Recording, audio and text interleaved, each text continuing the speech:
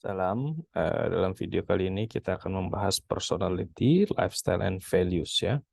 Sebelum kita masuk ke apa materinya, saya ingin menjelaskan mengapa ini penting dipelajari dalam konteks consumer behavior atau let's say dalam konteks pemasaran atau dalam konteks bisnis ya. Teman-teman, konsumen itu atau consumer itu eh, memutuskan membeli suatu produk atau engage dengan suatu produk itu banyak hal yang mempengaruhi. Kita sudah bahas bahwa ada pengaruh internal, ada pengaruh eksternal. Nah, salah satunya adalah personality, lifestyle, and values ya. Konsumen itu selalu mencoba mengkonsumsi produk yang akan menunjang personalitinya atau yang relevan dengan personalitinya. Misalnya orang yang ceria, dia misalnya cenderung beli baju yang menunjang keceriaannya. Orang dinamis cenderung membeli baju yang menunjang kedinamisannya, misalnya yang nggak ribet dan seterusnya.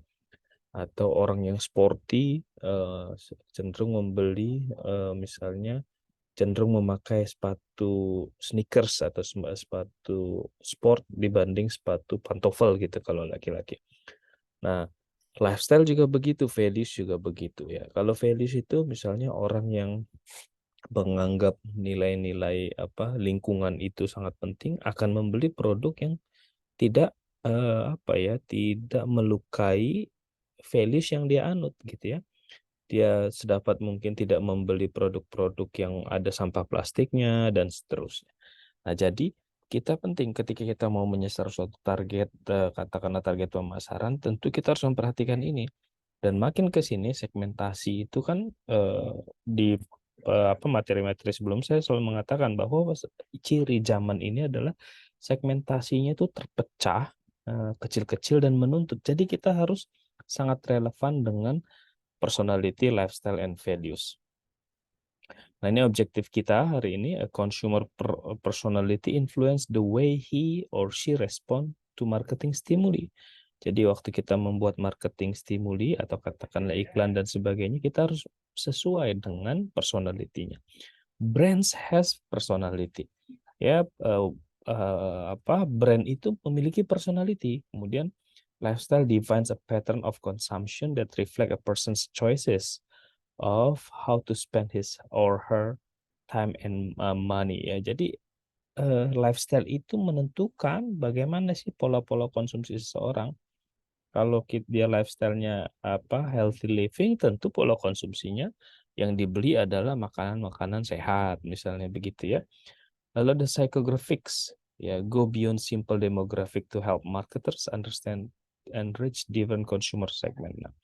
Nah, jadi kita seringkali kalau marketing itu mensegmen itu based on demografi saja, usia sekian sampai sekian, kemudian geografi ya, lokasi di sini. Nah, tetapi sebenarnya yang paling menentukan, yang paling relevan untuk membagi segmentasi itu psychographic.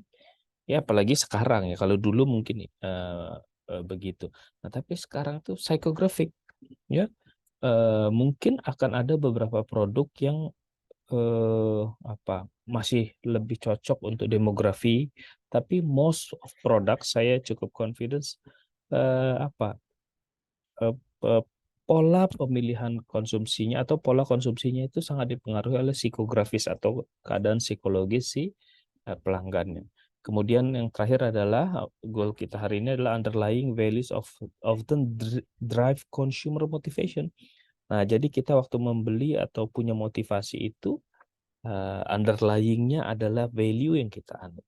Ya, apakah kita orang yang misalnya tadi yang saya cinta lingkungan, kemudian orang yang menganggap misalnya kesetaraan, ada value yang dia anut adalah value-value yang dilandasi oleh value-value budaya, value agama, itu sangat mempengaruhi keputusan membeli. Nah, kita mulai dari personality. Personality itu apa sih? Personality itu a person's unique psychological makeup and how it consistently influence the way a person respond to his or her environment. Jadi make up psikologis yang secara konsisten mempengaruhinya. Jadi personality-nya itu orang itu mau seperti apa gitu ya. Atau orang itu tampilannya seperti apa atau orang itu mau dikenalnya seperti apa. Dan itu membuat dia keputusan-keputusan dia terpengaruh oleh itu. Kenapa? Karena setiap orang itu ingin menunjukkan personalitinya gitu ya. Kalau kita lihat kamu dan teman-teman kamu aja ada yang pilihan-pilihan warna bajunya berbeda-beda. Itu sebenarnya personalitinya, menunjukkan personality gitu ya. Nah, kita lebih dalam lagi ke personality. Ada beberapa ahli yang meneliti tentang ini. Ada Freud ya, Sigmund Freud itu dia propose that much of one's adult personality stem from a fundamental conflict. Jadi waktu dia membangun personality itu sebenarnya dari konflik antara tiga hal ya, yaitu the id, the superego, dan the ego gitu ya. Nah, jadi setiap manusia itu personality dibentuk oleh ini gitu ya. Motivasinya juga dibentuk oleh ini. Nah, ada yang kita pelajari satu-satu ya. The id itu is about immediate gratification, keinginan yang immediate.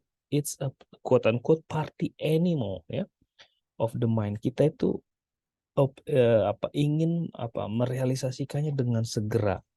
Nah, itu keinginan kita ya. It operates according to pleasure. Dia ke pleasure.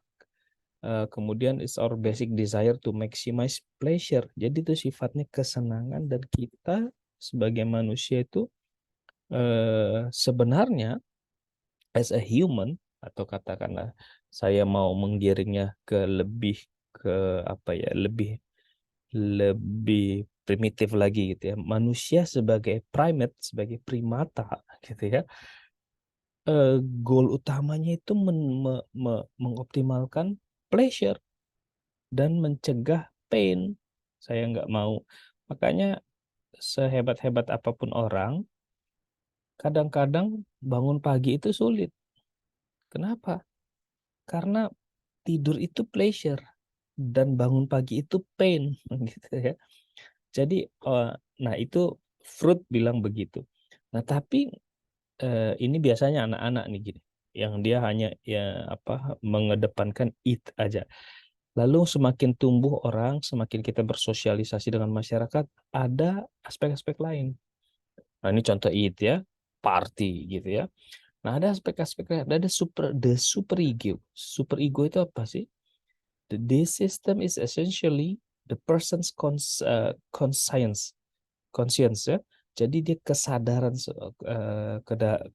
seseorang. Ya, kita tuh sebagai makhluk yang berinteraksi dengan makhluk lain, katakanlah dengan manusia lain, kita punya consciousness, punya kesadaran. Ya. Oleh karenanya, kita mengadopsi atau menginternalisasi rules yang ada di masyarakat, termasuk rules yang ada di keluarga, termasuk nasihat-nasihat orang tua. Itu sebenarnya bagian dari super ego. Nah, lalu ada yang ketiga adalah ego. Ego itu the system that mediates between the id and super ego. Jadi yang ego ini di tengah antara super ego dan id ya. It basically itu sebenarnya adalah wasit ya antara kita ingin tetapi kita harus bijak gitu. Kalian kan banyak yang begitu kan? Misalnya mau tapi bijak. Oh, mau beli baju, itu ketika mau beli baju itu it yang bicara. Tapi mikir, tapi saya harus nabung. Atau tapi saya harus punya komitmen untuk menyumbangkan sebagian uang saya ke sini. Oke, I have to hold myself gitu ya. Nah, itu sebenarnya bagian tarik-menarik. Nah, itu yang bekerja sebenarnya ego. Ya, ini Freud yang bilang, ini yang membentuk personality. Ya, bagaimana ini menjadi relevan dengan consumer behavior ya. The implication is that consumer cannot necessarily tell us their true motivation. Nah, jadi kenapa orang tidak bisa, konsumen itu sulit dicari motivasi utamanya? Karena sebenarnya setiap konsumen itu tadi dia punya personality, dia punya topengnya, dan topengnya itu dibentuk dari ego dan super ego. Id dan super ego. Jadi kalau true motivation itu sebenarnya it aja. pleasure, menghindari pain. Tetapi dia punya super ego yang dia menutup itu, menghold itu. Nah, bayangkan kita sebagai marketer, marketing strategist, kita harus melihat sampai aspek mana nih seseorang ini mau menuruti it-nya atau party animal-nya tadi. Atau sampai mana nih saya harus memberikan misalnya iklan yang tepat gitu ya. Apakah iklan yang berkesadaran, conscious tadi, atau iklan yang membangkitkan it-nya di konsumen.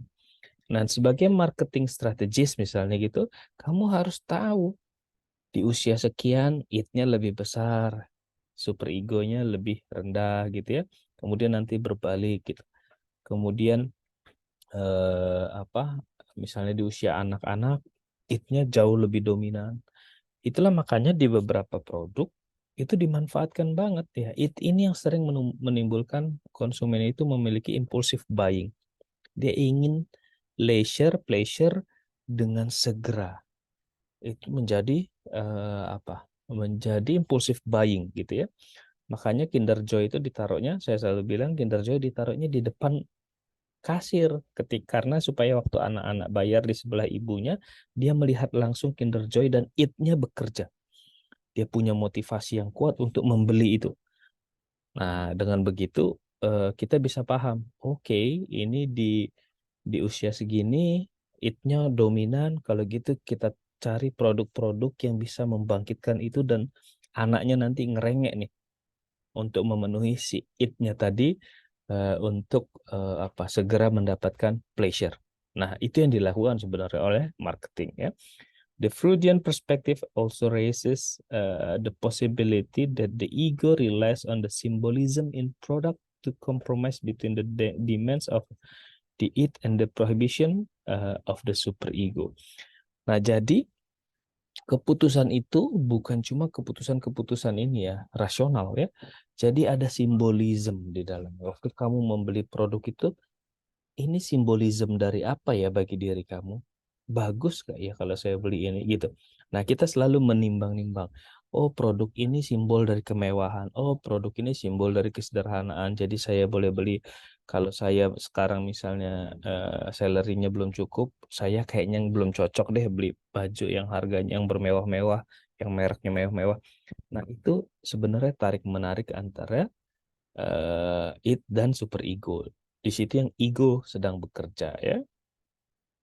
Yang berikutnya, people channel their unacceptable desire into acceptable outlet when they use product that signify this underlying desire. This is the connection between the product symbolism and motivation. The product stands for or represent a consumer true goal, which socially unacceptable or unattainable. By acquiring the product, the person vicariously experience the forbidden fruit, gitu ya. Nah, jadi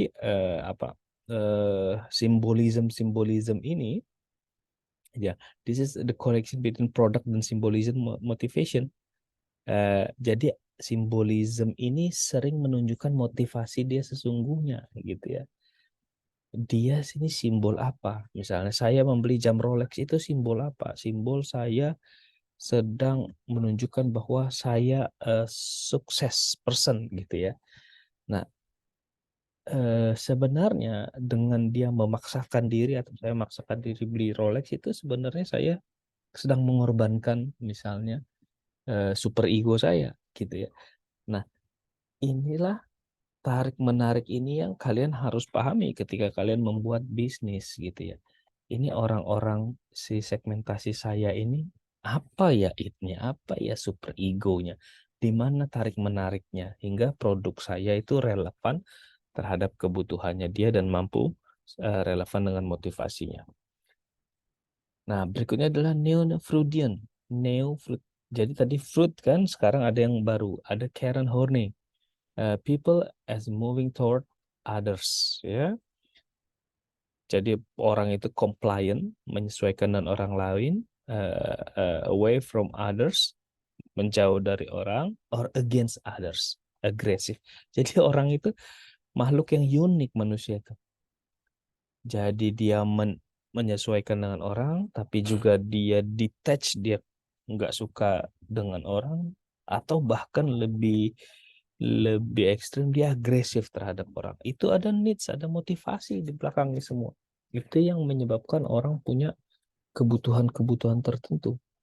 Ada kalanya orang ingin bergabung, kamu ada kalanya ingin bergabung terhadap suatu kelompok, atau misalnya, oh saya ingin diidentifikasi sebagai apa ya, eh eh, fansnya army ya gitu ya. Itu pada dasarnya kamu lagi compliant terhadap others, atau sebaliknya, oh saya nggak mau banget diidentifikasi sebagai army. Ada yang lebih agresif gitu ya. Nah, kemudian ada peneliti berikutnya yaitu Carl Jung. Nah, Jung believe that cumulative experience of past generation shape who we are today.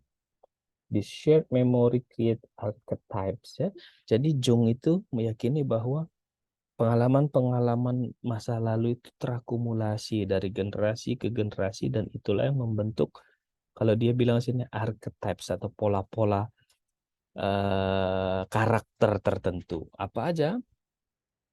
Coba kita lihat. Nah, ini Jung ya. Ada extroversion ya. The four dimension of Myers-Briggs ini sebenarnya dikembangkan dari Jung. Ada take in information, ada make decision ya. Ada deal with other ya. Deal with outer world ya, judging ya. Nah, ini kalau kamu belajar MBTI itu ini deh sebenarnya ya.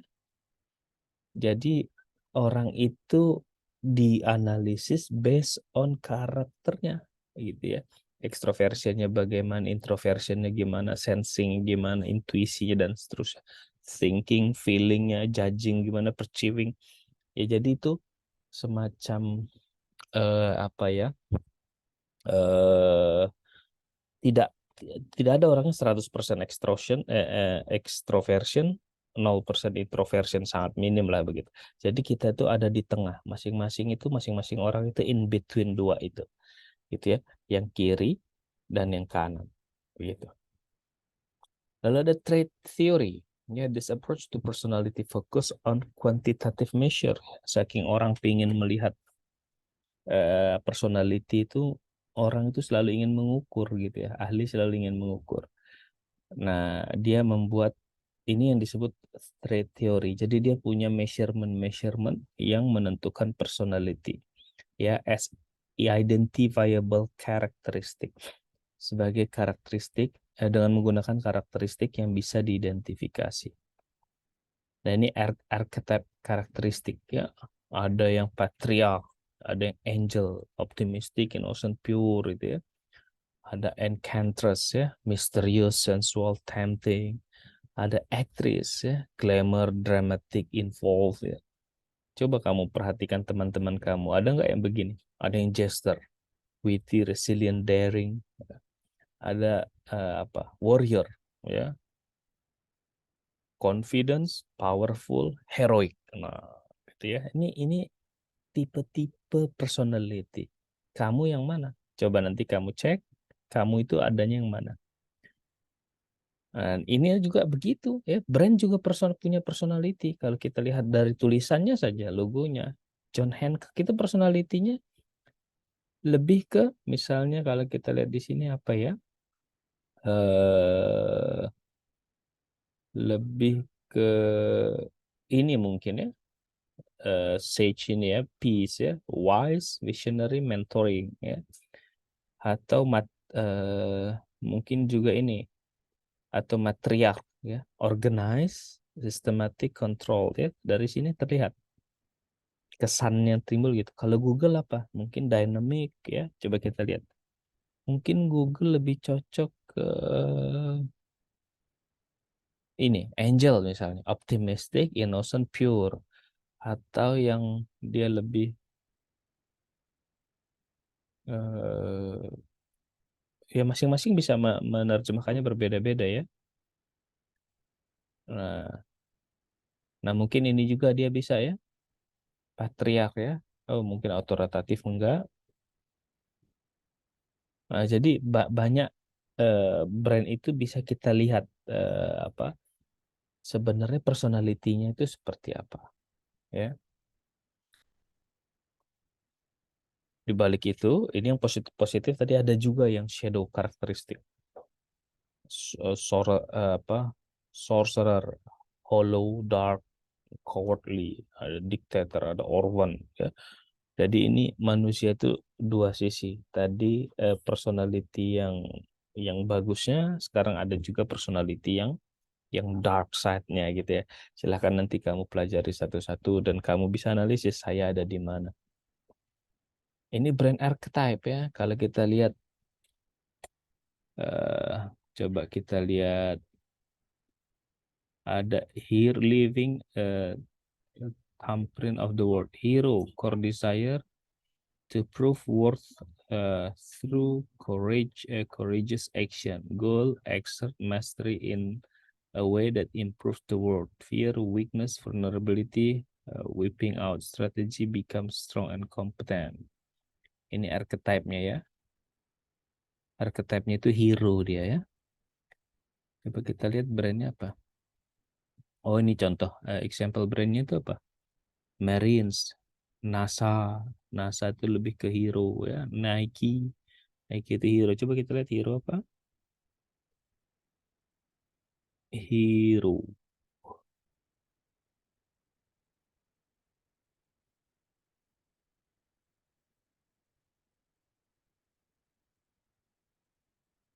Oke. Nah ini mungkin ya warrior ya mungkin ya. Ini mungkin beda beda apa? Beda archetype ya. Jester, coba kita lihat Jester di sini apa Jester? Nih Jester spirit, resilient, daring. Kita lihat siapa Jester menurut buku ini. Brandnya apa? M&M's, ya, Snickers, Coca-Cola, Pepsi, Bud Light dan seterusnya. Oke. Nah, lalu ada teori berikutnya the big five personality traits ya. Personality itu dinilai dari 5 aspek ini. Ada openness to experience, consciousness, extroversion, extrovert, agreeableness, neuroticism, ya, emotional instability, ya, emosi. Jadi nanti orang itu dihitung berdasarkan ini seberapa dia open dengan experience baru. Orang yang openness to experience-nya tinggi, tentu dia misalnya lebih inovatif gitu ya. Pilihan-pilihan produknya adalah bisa produk-produk yang baru, unik, kemudian menantang gitu ya. Biasanya begitu. Ada yang emotional instability, lebih cocok produk apa dan seterusnya dan seterusnya. Lalu ada brand personality. Brand personality is the set of traits people attribute to a products as if it were a person. Intinya gini, brand personality itu anggapan orang atau penilaian orang terhadap suatu brand. Kalau brand ini seseorang, dia bagaimana ya personalitinya? Kurang lebih begitu. Kalau Google itu seseorang, kira-kira personalitinya gimana ya? Apakah dia dynamic? Apakah dia open? Apakah dia tertutup? Ya. Kalau misalnya Mercedes itu seseorang, apa dia? Kalau Tesla itu brand, kalau Tesla itu menjadi orang, kira-kira orangnya seperti apa? Itulah brand personality. Dan kalian idealnya membuat brand itu yang personalitinya relevan dengan segmentasi pasar kalian. Ya, coba nah sekarang bagi kalian yang sudah punya produk, coba kamu identify. Kalau brand saya ini seseorang, dia itu orang yang bagaimana? Relevan nggak dengan segmentasi saya? Ada brand resonance ya, resonance is the psychological bond that consumer has with the brand and how well he can relate to it. Orang itu punya ikatan dengan brand ya. Ada old fashion, traditional.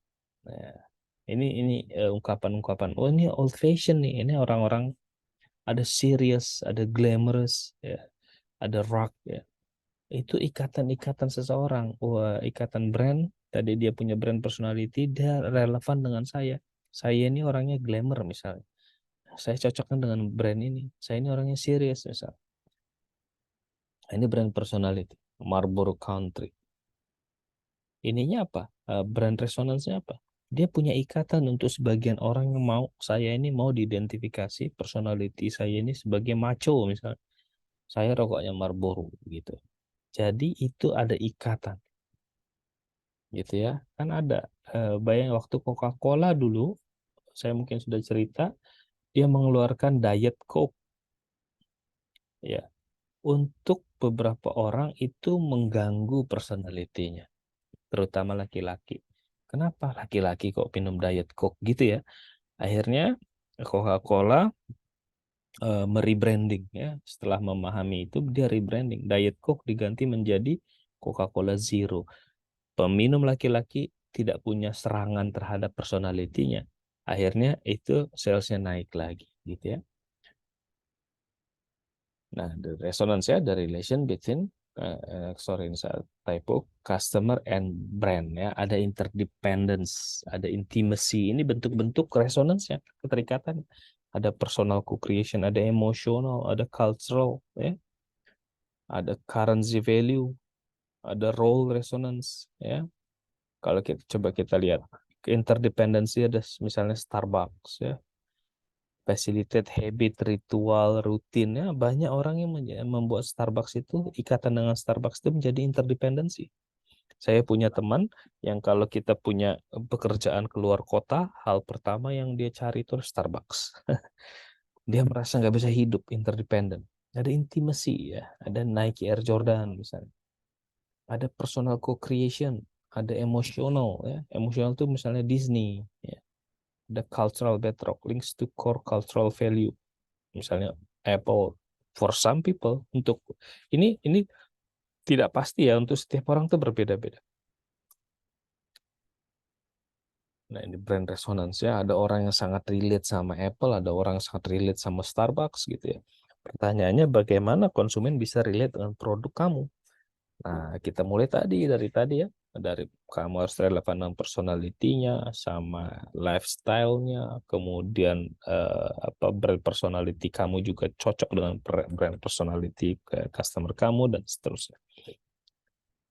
Lalu the psychographics, the use of psychological, sociological, and anthropological factors to determine how the market is segmented by the propensity of group within the market and the reason to make a particular decision about the product, person, ideology, or otherwise hold an attitude or use a medium. Ya, jadi menggunakan aspek psychological, psikografis itu mensegmentasi pasar menggunakan berdasarkan psikologisnya si pelanggan ya. Jadi kita mengidentifikasi, oh ini si A ini target saya adalah orang secara psikologis menganggap produk ini seperti ini gitu ya.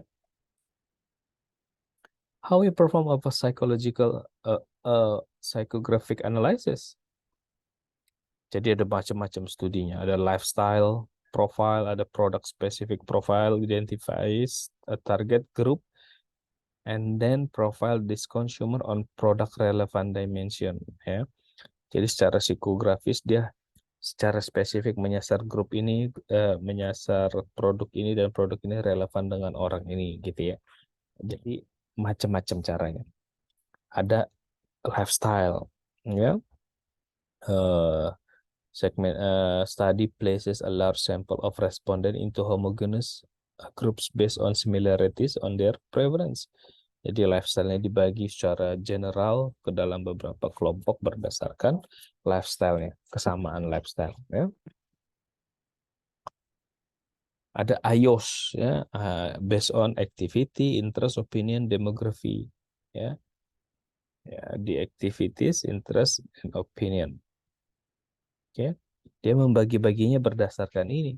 Ya. Lalu yang terakhir ada value. Value itu apa sih? Value is a belief. Ya. Value is a belief that someone condition is preferable to its opposite. Jadi dia belief, meyakini sesuatu. Keyakinan atas sesuatu yang secara bertentangan dengan keyakinan yang lain gitu ya, atau dia lebih memilih itu dibandingkan dengan yang lain sebagai opposite. Nah, consumer purchase many products and services because they believe this product will help to attain a value-related goal. Ya, ini poin penting bahwa orang itu membeli itu ada value relatednya. Semakin tua semakin begitu, ya. Jadi saya membeli ini karena value saya A, saya membeli ini value saya B, gitu ya. Saya membeli jus atau saya membeli misalnya Rejuve karena value saya adalah healthy, gitu ya.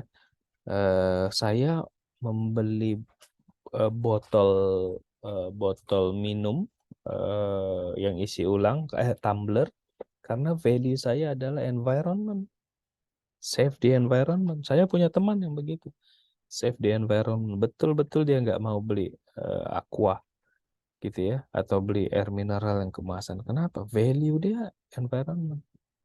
Nah belakangan kita lihat misalnya lagi sentimen terhadap Palestina, terhadap perang Israel-Palestina, value humanity misalnya, hingga akhirnya produk-produk yang berbau Israel menjadi tidak dibeli gitu ya. Jadi orang membeli bukan cuma karena harga, bukan cuma karena desain, tapi value-nya harus relevan juga. Nah ini contoh ya. Oke, I think that's all for this topic, and kita akan ketemu lagi di topik-topik yang lain. Terima kasih.